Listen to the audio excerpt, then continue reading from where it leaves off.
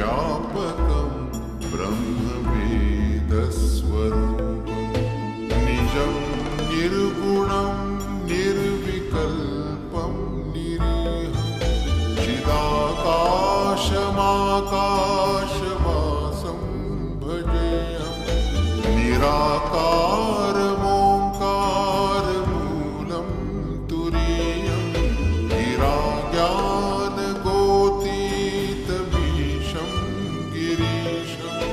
करालं महाकालकालं कृपालं गुणाकार संसारपारं नतोऽहम्।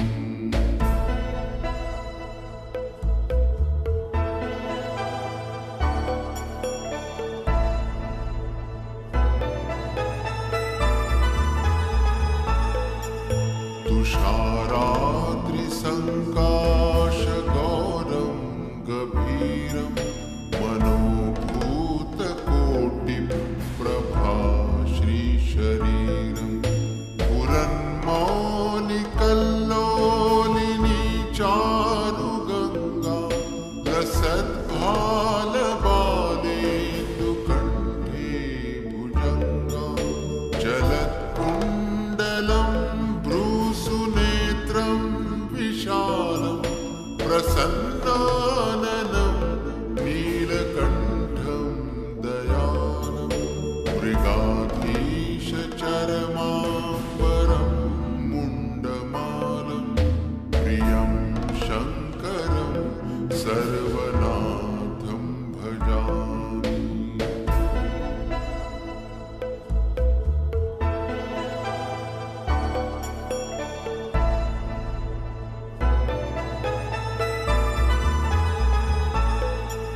प्रचण्डं प्रकृष्टं प्रगल्भं परेशम् अखण्डम् अजं भानुकोटिप्रकाशं त्रयशूलनिर्मूलनं शूलपाणि भजेऽहं भवानीपतिं भावगम्यं कलातीतकल्याणकल्पान्तकारी सदा सज्जनानन्ददाता पुरारी चिदानन्दसन्दोहमोहापहारी प्रसीद प्रसीद प्रभो मन्मथारी।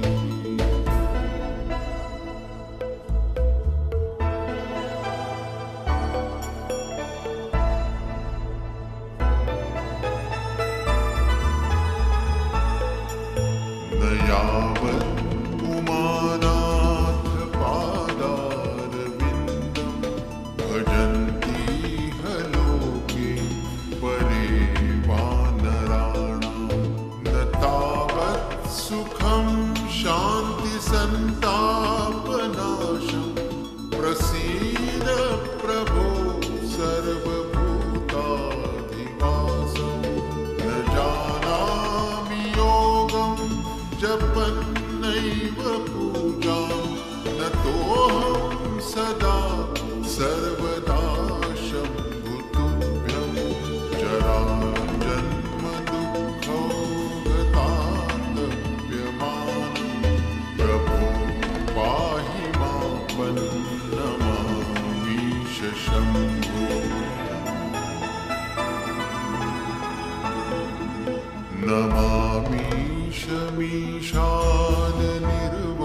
नमामीशमीशाननिर्वाणरूपं विभुं व्यापकं ब्रह्मवेदस्वरूपं निजं निर्गुणं निर्विकल्पं निरीहं चिदाकाशमाकाशवासं भजेऽहं निराकारमोङ्कारमूलं तुरीयं गिराज्ञानगोतीतमीशं गिरीशं करालं महाकालकालं कृपालं गुणाकार संसार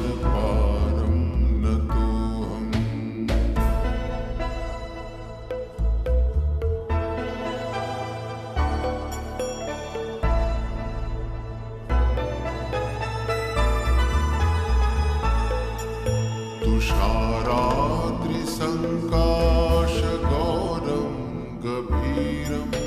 मनोभूतकोटिप्रभा श्रीशरीरं पुरन्मौलिकल्लोलिनी चारुगङ्गा लसद्भालबालेन्दुकण्ठे भुजङ्गा जलत्कुण्डलं भ्रूसुनेत्रं विशालं प्रसन्नाननं नीलकण्ठं दयालं मृगाधीशचरमाम्बरं मुण्डमालं प्रियं शङ्करं सर्वनाथं भजामि।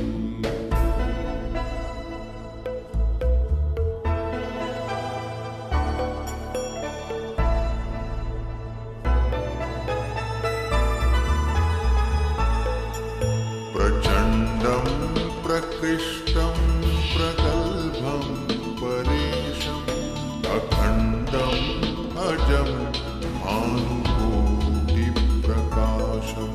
त्रयशूलनिर्मूलनं शूलपाणि भजेऽहं भवानीपतिं भावगम्यं कलातीतकल्याणकल्पान्तकारी सदा सज्जनानन्ददाता पुरारि चिदानन्दसन्दोहमोहापहारि प्रसीद प्रसीद प्रभो मन्मथारि।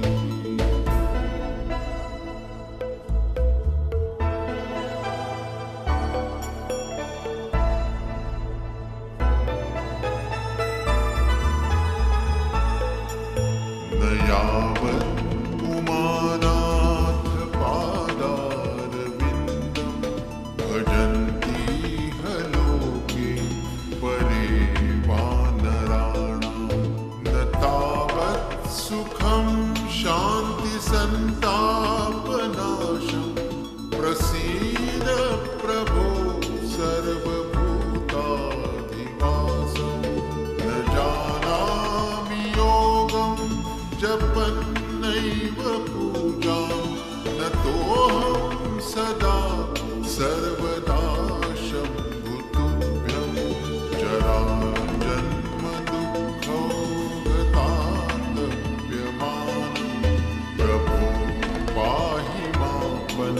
नमामीश शम्भो।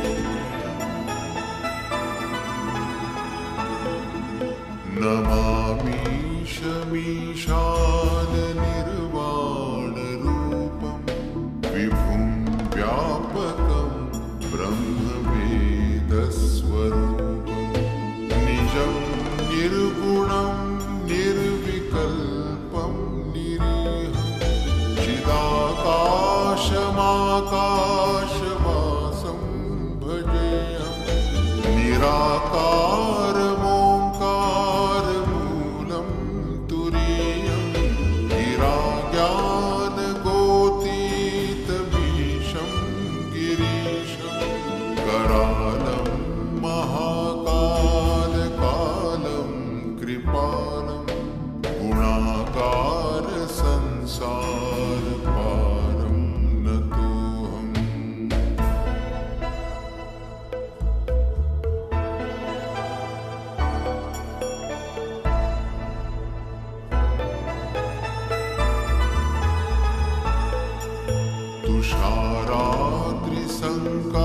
तुषाराद्रिसङ्काशगौरं गभीरं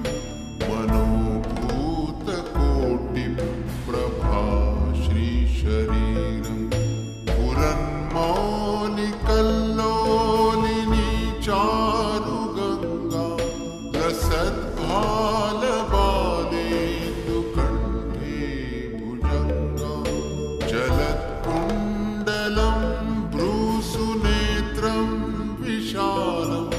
प्रसन्नाननं नीलकण्ठं दयालं मृगाधीशचर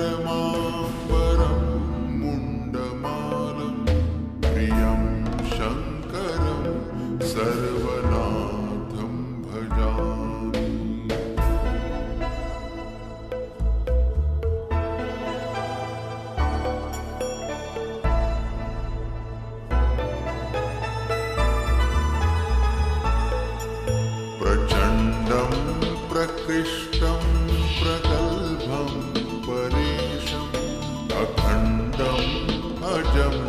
भानुकोटिप्रकाशम् त्रयशूलनिर्मूलनं शूलपाणि भजेऽहं भवानीपतिं भावगम्यं कलातीतकल्याणकल्पान्तकारी सदा सज्जनानन्ददाता पुरारी चिदानन्दसन्दोहमोहापहारी प्रसीद प्रसीद प्रभो मन्मथारी।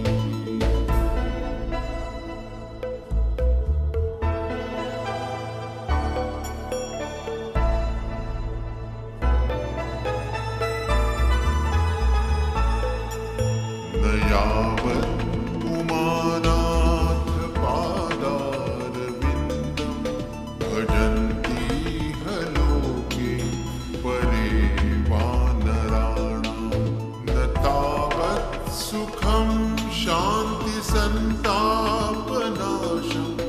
प्रसीद प्रभो सर्वभूताधिवासं न जानामि योगं जपन्नैव पूजां न तोऽहं सदा सर्वदा शम्भुतुभ्यं जराजन्मदुःखौगतान्तव्यमानं प्रभो पाहि मां नमामीश शम्भो।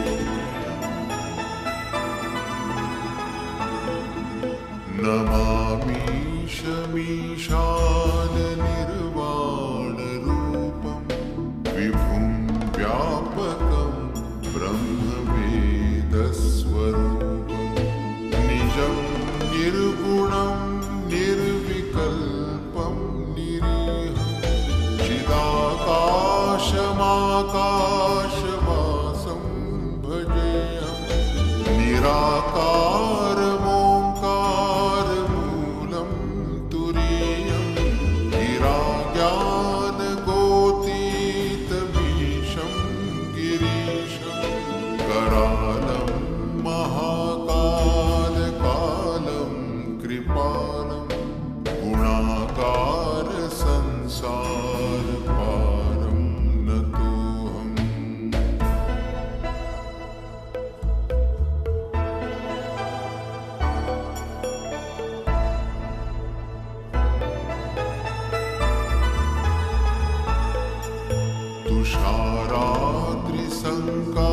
तुषाराद्रिसङ्काशगौरं गभीरं मनोभूतकोटिप्रभा श्रीशरीरं पुरन्मौलिकल्लोलिनी चारुगङ्गा लसद्भालबालेन्दुकण्ठे भुजङ्गा जलत्कुण्डलं भ्रूसुनेत्रं विशालं प्रसन्नाननं नीलकण्ठं दयालं मृगाधीशचरमाम्बरं मुण्डमालं प्रियं शङ्करं सर्वनाथं भजामि।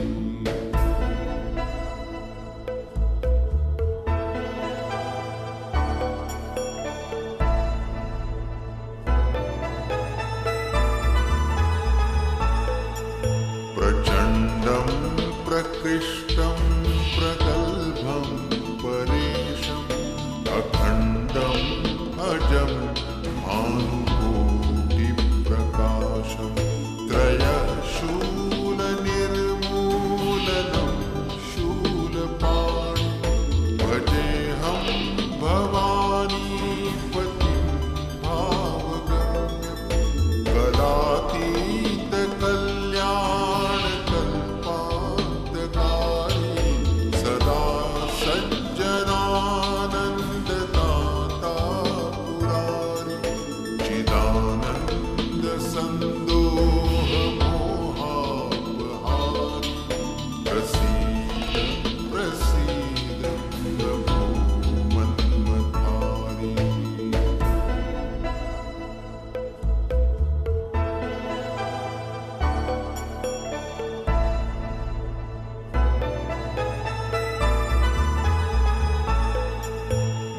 यावत् उमानाथ पादारविन्दं भजन्ति लोके परे वानराणां न तावत् सुखं शान्तिसन्तापनाशं प्रसीद प्रभो सर्वभूताधिवासं न जानामि योगं जपन्नैव पूजां न तोऽहं सदा सर्वदा शम्भुतुभ्यं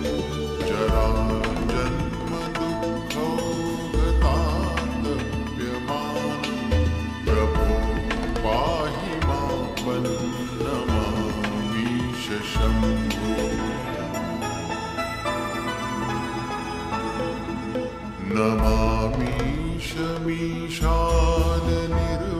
नमामीशमीशाननिर्वाणरूपं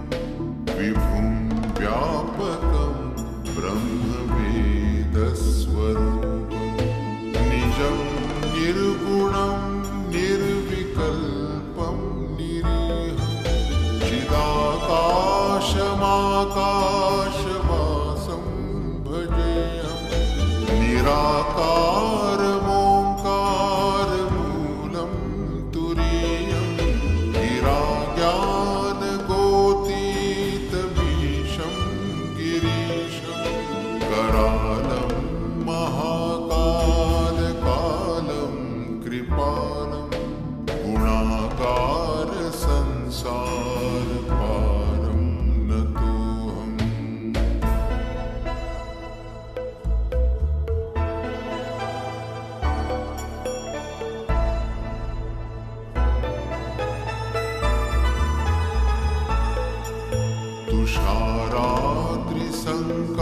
तुषाराद्रिसङ्काशगौरं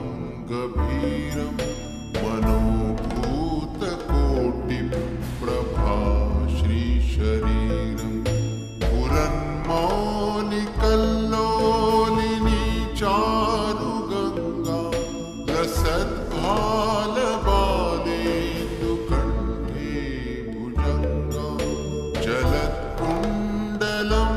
भ्रूसुनेत्रं विशालं प्रसन्नाननं नीलकण्ठं दयालं मृगाधीशचरमाम्बरं मुण्डमालं प्रियं शङ्करं सर्वनाथं भजामि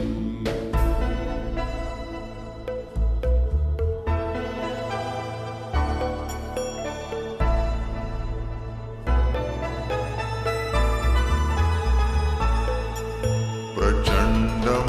प्रकृष्टं प्रगल्भं परेशम् अखण्डम् अजं भानुकोटिप्रकाशं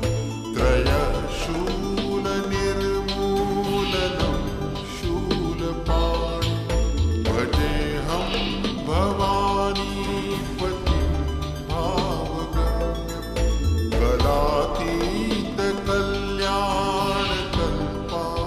कलातीतकल्याणकल्पान्तकारी सदा सज्जनानन्ददाता पुरारि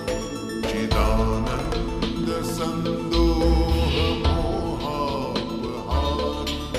प्रसीद प्रसीद प्रभो मन्मथारि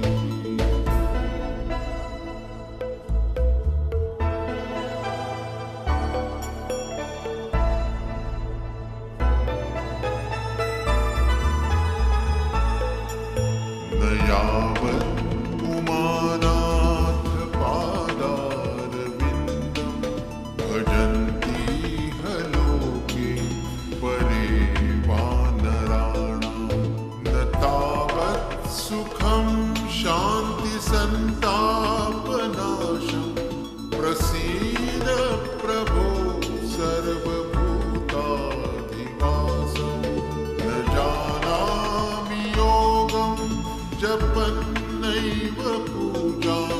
न तोऽहं सदा सर्वदा शम्भुतुभ्यं जराजन्मदुःखौ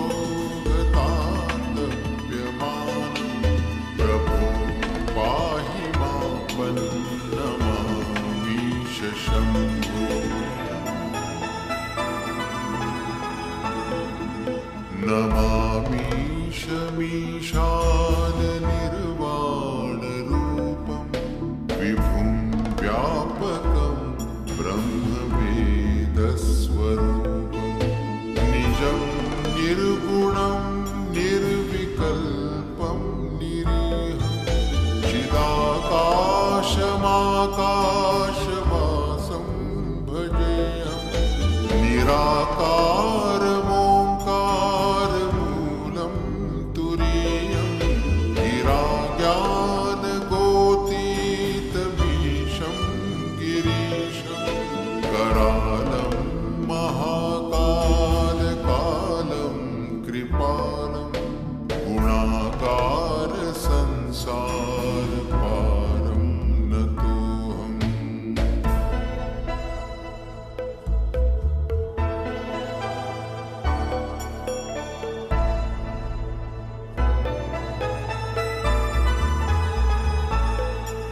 तुषाराद्रिसङ्काशगौरं गभीरं मनोभूतकोटिप्रभा श्रीशरीरं पुरन्मौलिकल्लोलिनी चारुगङ्गा लसद्भालबालेन्दुकण्ठे भुजङ्गा जलत्कुण्डलं भ्रूसुनेत्रं विशालं प्रसन्नाननं नीलकण्ठं दयालं मृगाधीशचरमाम्बरं मुण्डमालं प्रियं शङ्करं सर्वनाथं भजामि।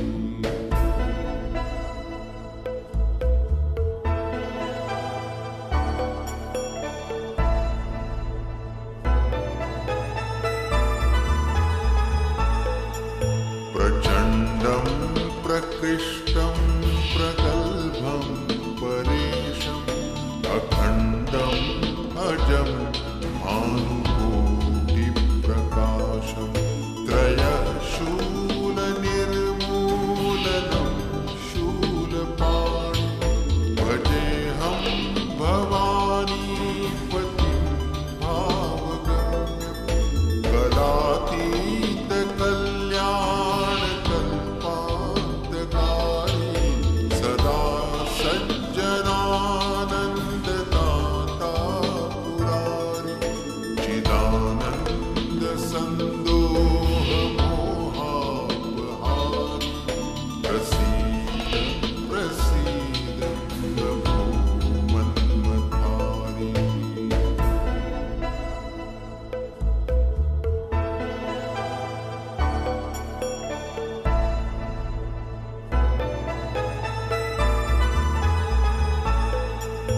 न यावत् उमानाथ पादारविन्दं भजन्ति लोके परे वानराणां न तावत् सुखं शान्तिसन्तापनाशं प्रसीद प्रभो सर्वभूताधिवासं न जानामि योगं जपन्नैव पूजां नतोऽहं सदा सर्वदा शम्भुतुभ्यं जराजन्मदुःखौगतान्तप्यमानं प्रभो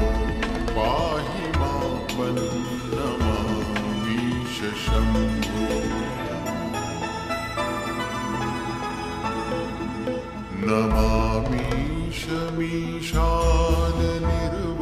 नमामीशमीशाननिर्वाणरूपं विभुं व्यापकं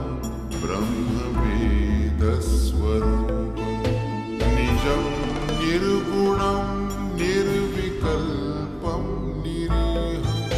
चिदाकाशमाकाशवासं भजेऽहं निराकारमोङ्कारमूलं तुरीयं गिराज्ञानगोतीतमीशं गिरीशं करालं महाकालकालं कृपालं गुणाकार संसारपारं नतोऽहम्।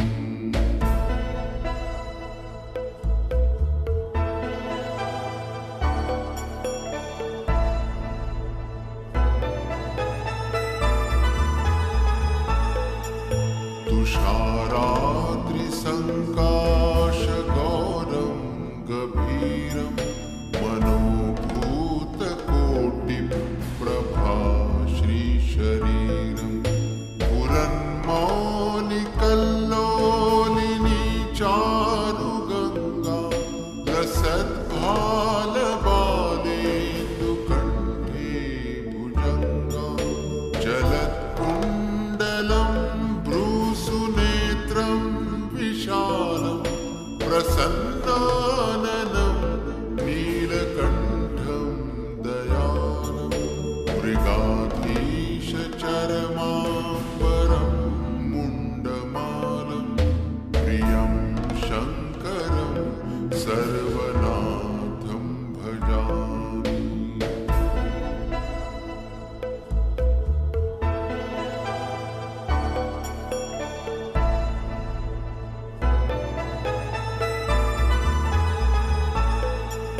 प्रचण्डं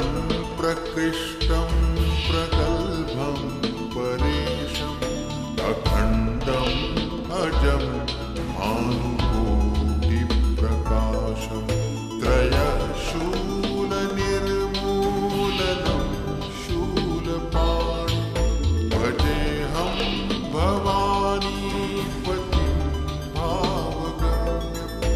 कलातीतकल्याणकल्पान्तकारी सदा सज्जनानन्ददाता पुरारि चिदानन्दसन्दोहमोहापहारि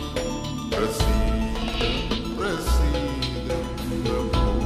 मन्मथारि।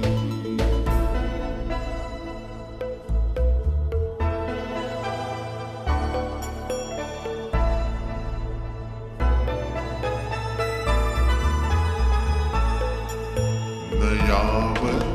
उमानाथ पादारविन्दं भजन्ति लोके परे वानराणां न तावत् सुखं शान्तिसन्तापनाशं प्रसीद प्रभो सर्वभूताधिवासं न जानामि योगं जपन्नैव पूजां नतोऽहं सदा सर्वदा शम्भुतुभ्यं जराजन्मदुःखौगतान्तव्यमानं प्रभो पाहि मां नमामीश शम्भो।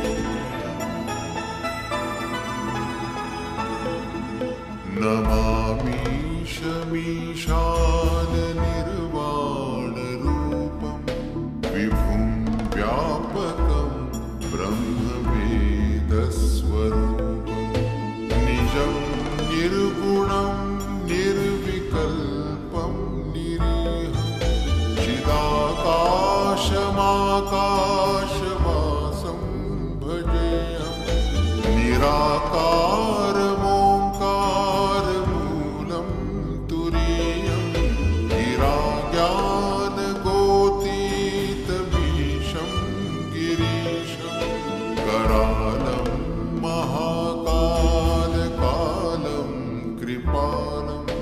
गुणाकारसंसारपारं नतोऽहम्।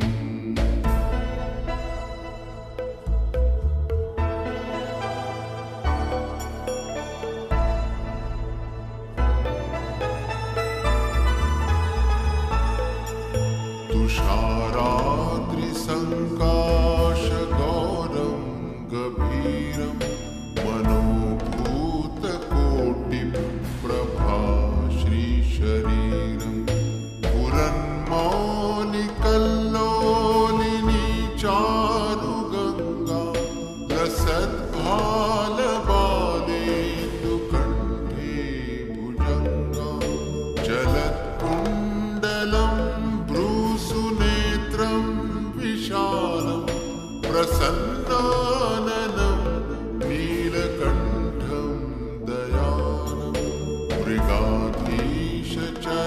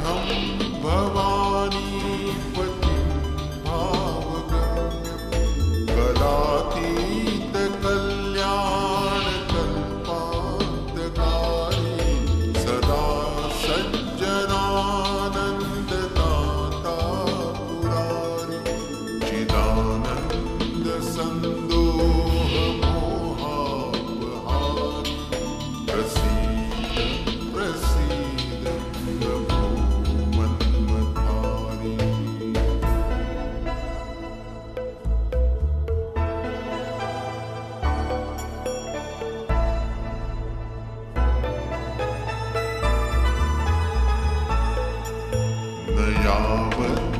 उमानाथ पादारविन्दं भजन्ति लोके परे वानराणां न तावत् सुखं शान्तिसन्तापनाशं प्रसीद प्रभो सर्वभूताधिवासं न जानामि योगं जपन्नैव पूजां न तोऽहं सदा सर्वदा शम्भुतुभ्यं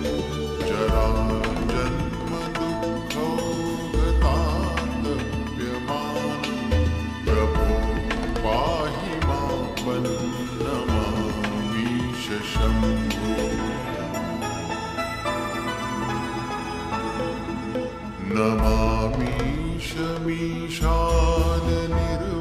नमामीशमीशाननिर्वाणरूपं विभुं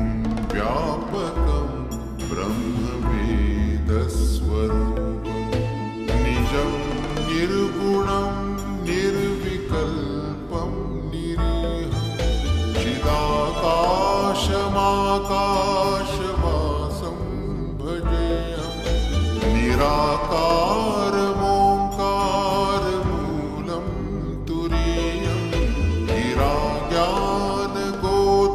गिराज्ञानगोतीतमीशं गिरीशं करालं महाकालकालं कृपालं गुणाकारसंसारपारं नतोऽहम्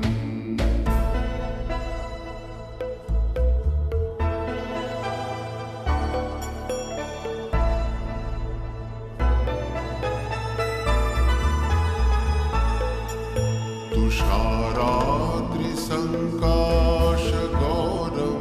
गभीरं मनोभूतकोटिप्रभा श्रीशरीरं पुरन्मौलिकल्लोलिनी चारुगङ्गा लसद्भालबालेन्दुकण्ठे भुजङ्गा जलत्कुण्डलं भ्रूसुनेत्रं विशालं प्रसन्नाननं नीलकण्ठं दयालं मृगाधीशचरमाम्बरं मुण्डमालं प्रियं शङ्करं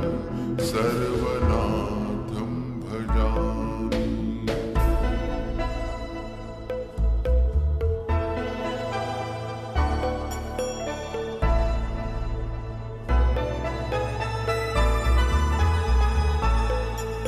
प्रचण्डं प्रकृष्टं प्रगल्भं परेशम् अखण्डम् अजं भानुकोटिप्रकाशं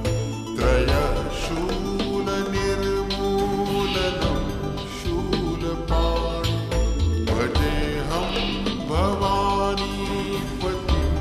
भावगम्यं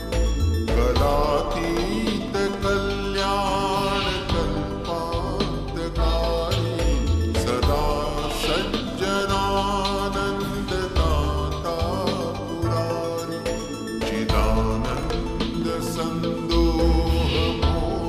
चिदानन्दसन्दोहमोहापहारि प्रसीद प्रसीद प्रभो मन्मथारि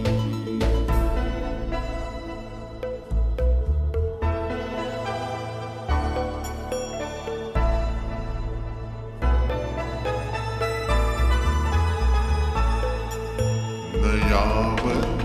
उमानाथ पादारविन्दं भजन्ति लोके परे वानराणां न तावत् सुखं शान्तिसन्तापनाशं प्रसीद प्रभो सर्वभूताधिवासं न जानामि योगं जपन्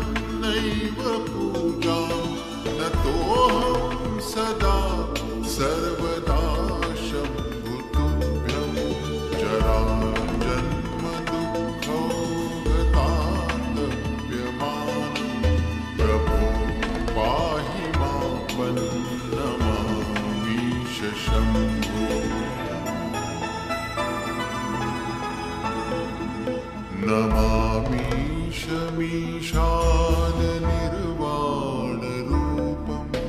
विभुं व्यापकं ब्रह्मवेदस्वरूपं निजं निर्गुणं निर्विकल्पं निरीहं चिदाकाशमाकाशवासं भजेऽहं निराकारमोङ्कारमूलं तुरीयं गिराज्ञानगोतीतमीशं गिरीशं करालं महाकालकालं कृपालं गुणाकारसंसारपारं नतोऽहम्।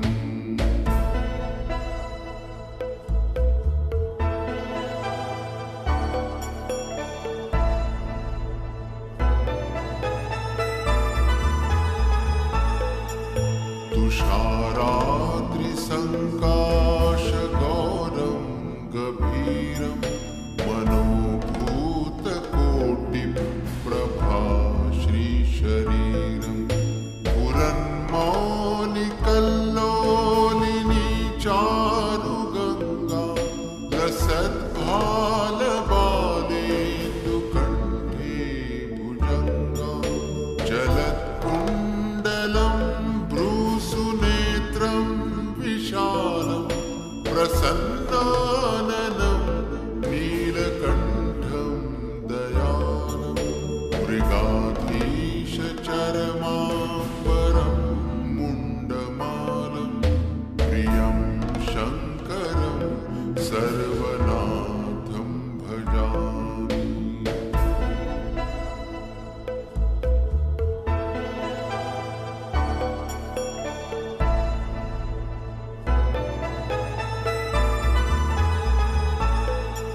प्रचण्डं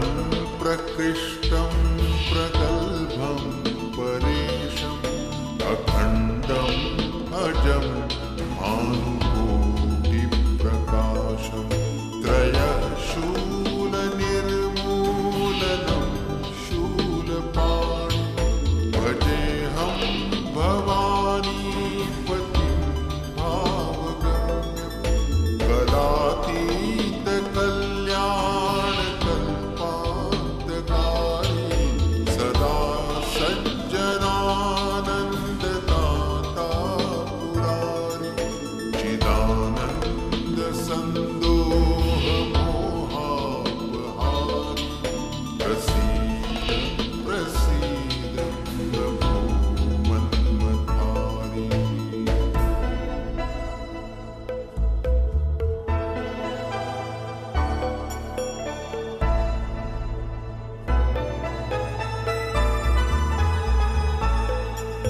न यावत् उमानाथ पादारविन्दं भजन्ति लोके परे वानराणां न तावत् सुखं शान्तिसन्तापनाशं प्रसीद प्रभो सर्वभूताधिवासं न जानामि योगं जपन्नैव पूजां नतोऽहं सदा सर्वदा शम्भुतुभ्यं जराजन्मदुःखौघतान्तव्यमानं प्रभो पाहि मामन्नमामीश शम्भो।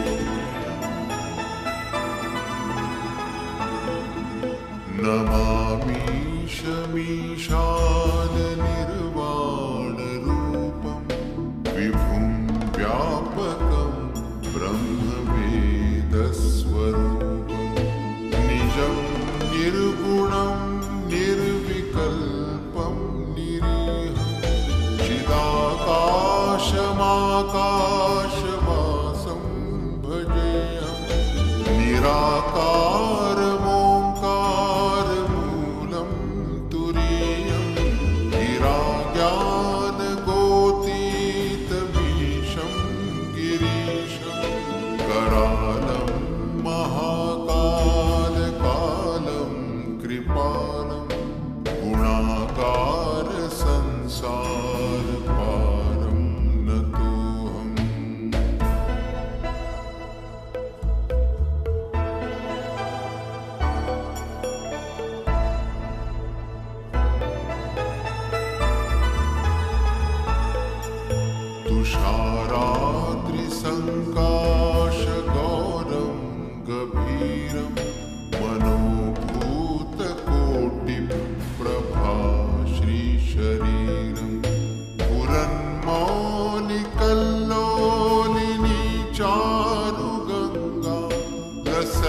भालबालेन्दुकण्ठे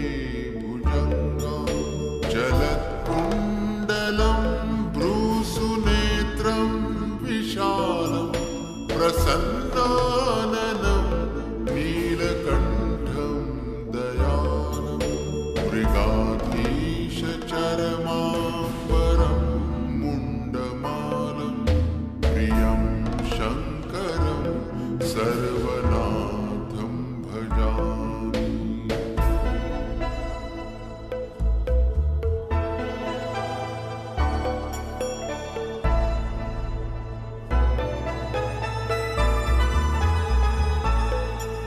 प्रचण्डं प्रकृष्टं प्रगल्भं परेशम् अखण्डम् अजं भानुकोटिप्रकाशं त्रयशूलनिर्मूलनं शूलपाणि भजेऽहं भवानीपतिं भावगम्यं कलातीतकल्याणकल्पान्तकारी सदा सज्जनानन्ददाता पुरारि चिदानन्दसन्दोहमोहापहारि प्रसीद प्रसीद प्रभो मन्मथारि।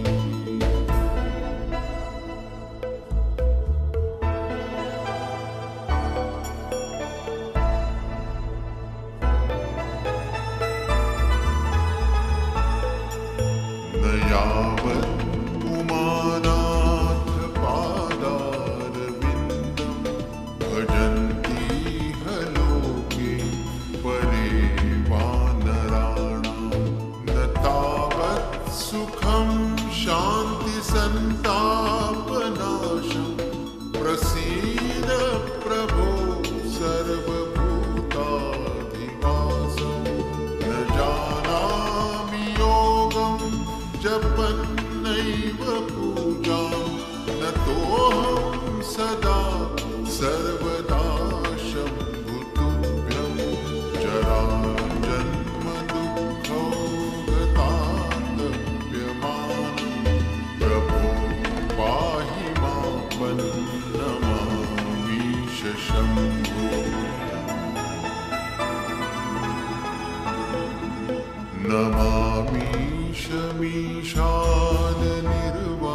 नमामीशमीशाननिर्वाणरूपं विभुं व्यापकं ब्रह्मवेदस्वरूपं निजं निर्गुणं निर्विकल्पं निरीहं चिदाकाशमाकाशवासं भजेऽहं निराकारमोङ्कारमूलं तुरीयं गिराज्ञानगोतीतमीशं गिरीशं करालं महाकालकालं कृपालं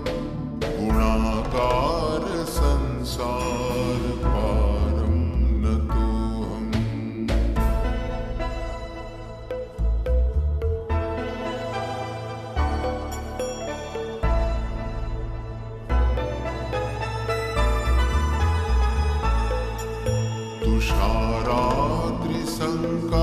तुषाराद्रिसङ्काशगौरं गभीरं मनोभूतकोटिप्रभा श्रीशरीरं पुरन्मौलिकल्लोलिनी चारुगङ्गा लसद्भालबालेन्दुकण्ठे भुजङ्गा चलत्कुण्डलं भ्रूसुनेत्रं विशालं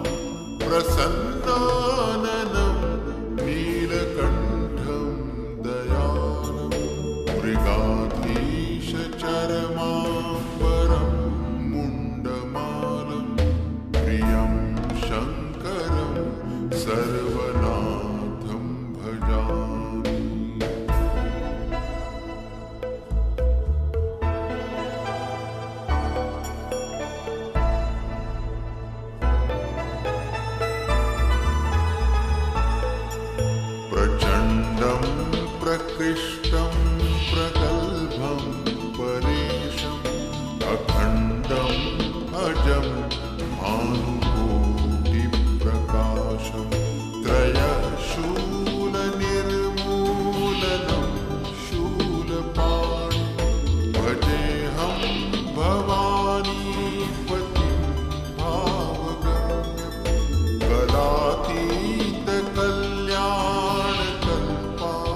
कलातीतकल्याणकल्पान्तकारी सदा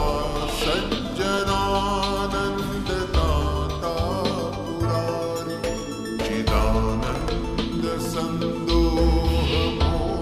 चिदानन्दसन्दोहमोहापहारि प्रसीद प्रसीद प्रभो मन्मथारि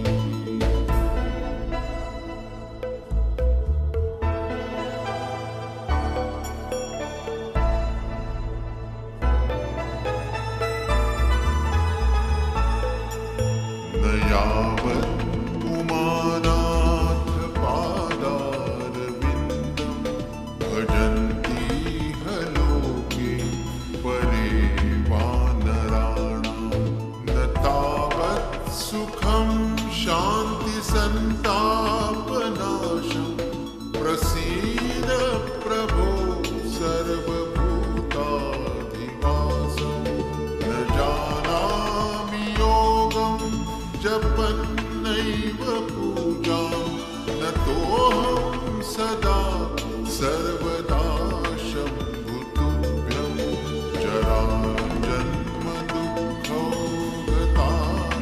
जराजन्मदुःखौगतान्तव्यमानं प्रभो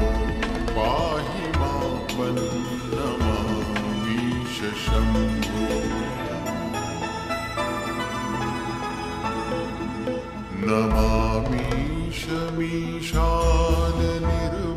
नमामीशमीशाननिर्वाणरूपं विभुं व्यापकं ब्रह्मवेदस्वरूपं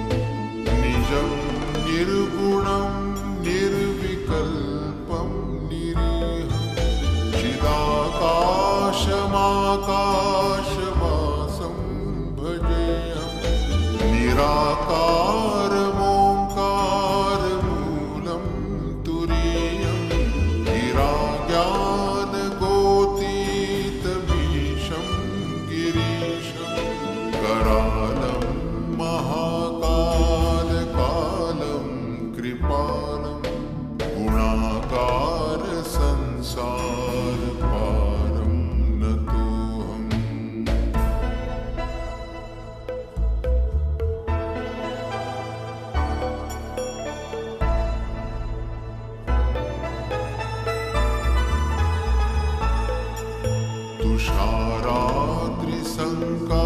तुषाराद्रिसङ्काशगौरं गभीरं मनोभूतकोटिप्रभा श्रीशरीरं पुरन्मौलिकल्लोलिनी चारुगङ्गा लसद्भालबालेन्दुकण्ठे भुजङ्गा जलत्कुण्डलं भ्रूसुनेत्रं विशालं प्रसन्नाननं नीलकण्ठं दयालं मृगाधीशचरमाम्बरं मुण्डमालं प्रियं शङ्करं सर्वनाथं भजामि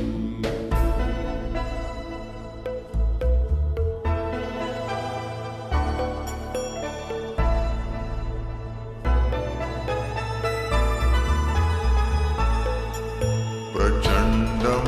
प्रकृष्टं प्रगल्भं परेशम् अखण्डम् अजं भानुकोटिप्रकाशं त्रयशूलनिर्मूलनं शूलपाणि भजेऽहं भवानीपतिं भावगम्यं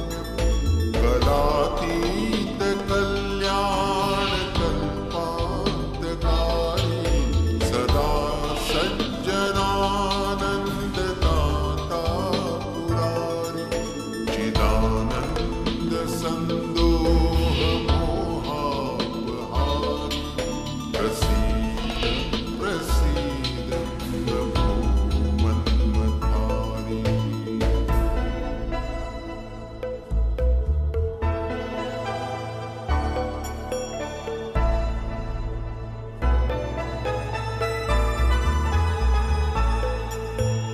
यावत्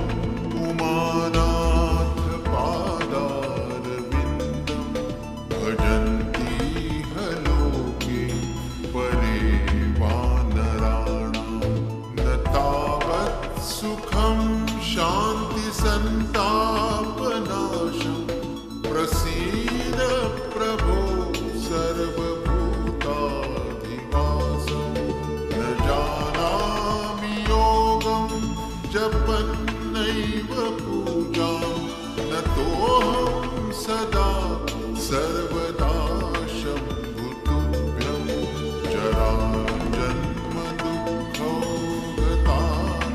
जराजन्मदुःखौगतान्तव्यमानं प्रभो पाहि मां नमामीश शम्भो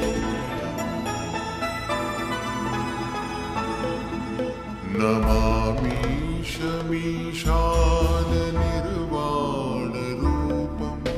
विभुं व्यापकं ब्रह्मवेदस्वरूपं निजं निर्गुणं निर्विकल्पं निरीहं चिदाकाशमाकाशवासं भजेऽहं निराकारमोङ्कारमूलं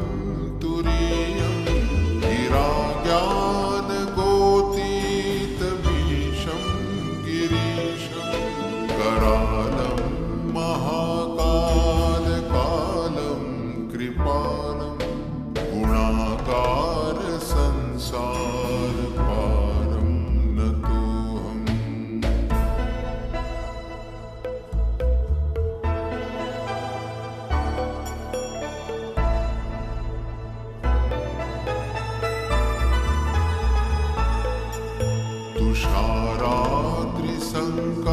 तुषाराद्रिसङ्काशगौरं गभीरं मनोभूतकोटिप्रभा श्रीशरीरं पुरन्मौलिकल्लोलिनी चारुगङ्गा लसद्भालबालेन्दुकण्ठे भुजङ्गा जलत्कुण्डलं भ्रूसुनेत्रं विशालं प्रसन्नाननं नीलकण्ठं दयालं मृगाधीशचरमाम्बरं मुण्डमालं प्रियं शङ्करं सर्वनाथं भजामि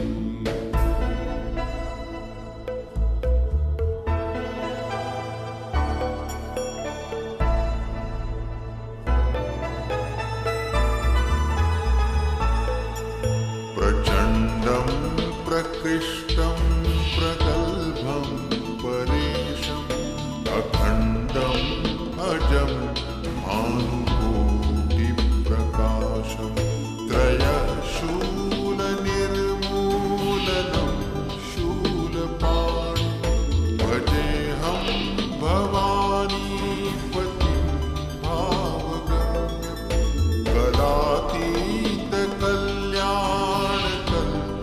कलातीतकल्याणकल्पान्तकारी सदा सज्जनानन्ददाता पुरारि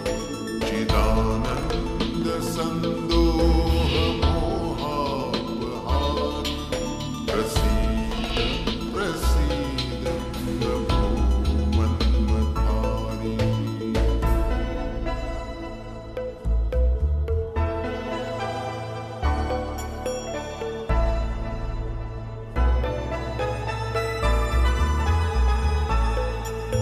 न यावत् उमानाथ पादारविन्दं भजन्ति लोके परे वानराणां न तावत् सुखं शान्तिसन्तापनाशं प्रसीद प्रभो सर्वभूताधिवासं न जानामि योगं जपन्नैव पूजां न तोऽहं सदा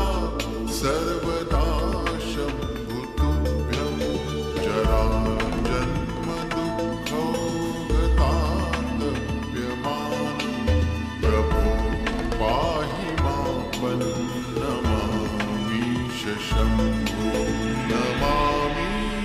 यशम्